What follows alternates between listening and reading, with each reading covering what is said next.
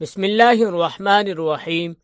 سرکار دو عالم حضرت محمد صلی اللہ علیہ وسلم اپنے صحابہ کرام رضوان اللہ علیہم اجمعین کے درمیان تشریف فرما تھے کہ ایک یتیم جوان شکایت لیے حاضر خدمت ہوا۔ کہنے لگا، یا رسول اللہ صلی اللہ علیہ وسلم، میں اپنی کھجوروں کے باغ کے ارد گرد دیوار تعمیر کرا رہا تھا کہ میرے ہمسائے کے کھجور کا ایک درخت دیوار کے درمیان میں آ گیا۔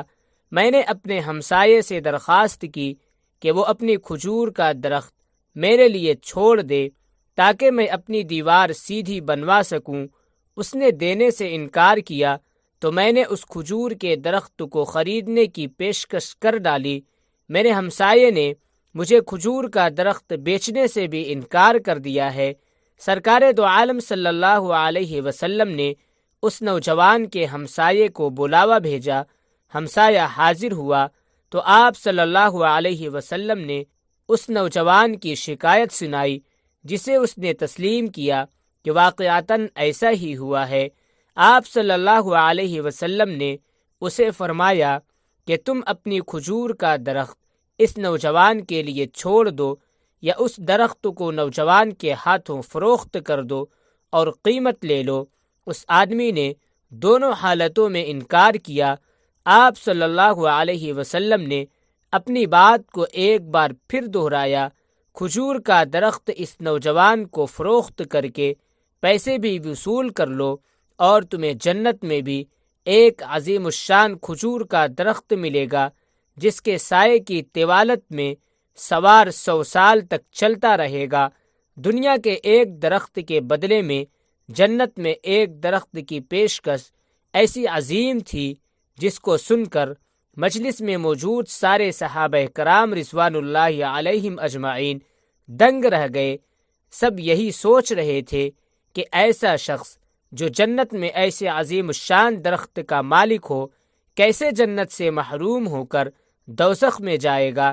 مگر وائے قسمت کہ دنیاوی مال و متاع کی لالچ اور طمع آڑے آ گئی، اور اس شخص نے اپنا کھجور کا درخت بیچنے سے انکار کر دیا۔ مجلس میں موجود ایک صحابی ابا الدحداح آگے بڑھے اور حضور اکرم صلی اللہ علیہ وسلم سے عرض کی، یا رسول اللہ صلی اللہ علیہ وسلم، اگر میں کسی طرح وہ درخت خرید کر اس نوجوان کو دے دوں تو کیا مجھے جنت کا وہ درخت ملے گا؟ آپ صلی اللہ علیہ وسلم نے جواب دیا، ہاں، تمہیں وہ درخت ملے گا۔ ابا الدحداح اس آدمی کی طرف پلٹے اور اس سے پوچھا، میرے کھجوروں کے باغ کو جانتے ہو؟ اس آدمی نے فوراً جواب دیا، جی، کیوں نہیں۔ مدینے کا کون سا ایسا شخص ہے جو ابا الدحداح کے 600 کھجوروں کے باغ کو نہ جانتا ہو؟ ایسا باغ جس کے اندر ہی ایک محل تعمیر کیا گیا ہے، باغ میں میٹھے پانی کا ایک کنواں، اور باغ کے ارد گرد تعمیر خوبصورت اور نمایاں دیوار دور سے ہی نظر آتی ہے۔ مدینہ کے سارے تاجر تیرے باغ کی اعلیٰ اقسام کی کھجوروں کو کھانے اور خریدنے کے انتظار میں رہتے ہیں۔ ابا الدحداح نے اس شخص کی بات کو مکمل ہونے پر کہا، تو پھر کیا تم اپنے اس کھجور کے ایک درخت کو میرے سارے باغ، محل، کنویں اور اس خوبصورت دیوار کے بدلے میں فروخت کرتے ہو؟ اس شخص نے غیر یقینی سے سرکار دو عالم صلی اللہ علیہ وسلم کی طرف دیکھا کہ کیا عقل مانتی ہے کہ ایک کھجور کے بدلے میں اسے ابا الدحداح کے 600 کھجوروں کے باغ کا قبضہ بھی مل پائے گا کہ نہیں؟ معاملہ تو ہر لحاظ سے فائدہ مند نظر آ رہا تھا۔ حضور پاک صلی اللہ علیہ وسلم اور مجلس میں موجود صحابہ کرام رضوان اللہ علیہم اجمعین نے گواہی دی اور معاملہ طے پا گیا۔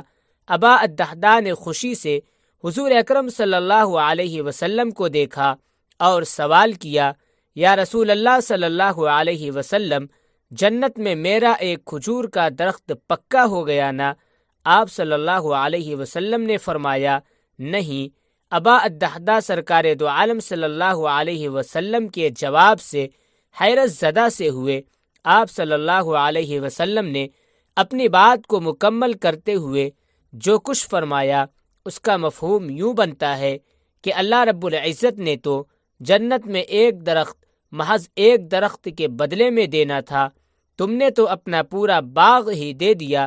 اللہ رب العزت جود و کرم میں بے مثال ہیں، انہوں نے تجھے جنت میں کھجوروں کے اتنے باغات عطا کیے ہیں کثرت کی بنا پر، جن کے درختوں کی گنتی بھی نہیں کی جا سکتی۔